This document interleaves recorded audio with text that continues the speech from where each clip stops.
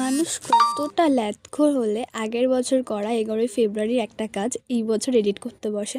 তো সেদিন ছিল আমার একটা কাজ, আমার বাড়ির খুবই কাছের কাজটা ছিল আমি যেই দিদিমণির কাছে পড়তাম 11-12, তারপরেও কলেজে উঠে পড়েছি সেখানেই। তো আমি সেখানে চলে গেলাম। সেদিনকে ছিল সেই দিদিটার বোনের বিয়ের মেহেন্দি। তো আমার ছিল গেস্ট মেহেন্দি অ্যাটেন্ড করা, গেস্টদেরকেই করা আর কি। তো সেখানে চলে যাই, আমি দেখাচ্ছিলাম যে ডেকোরেশনটা কেমন হয়েছে।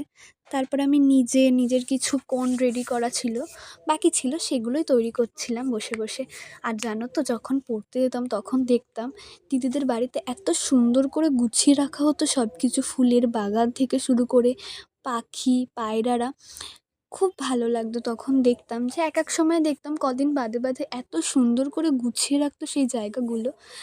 তার কিছুটা পরেই আমি তোমাদের জায়গাগুলো দেখাবো, এত সুন্দর করে গুছিয়ে রাখতো, ভীষণ ভালো করে।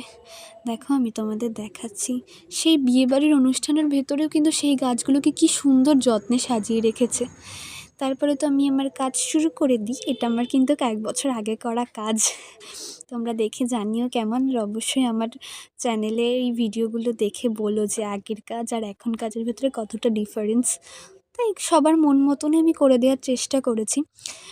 কিছু কিছু ফটো তো দেখবে হয়তো ঘেটে গেছে, কারণ নাচ ঠাচ অনুষ্ঠান সবাই সব কিছু করছিল, তো কিছু কিছু ক্ষেত্রে ঘেটে গেছে, কিন্তু সবার খুব পছন্দ হয়েছিল।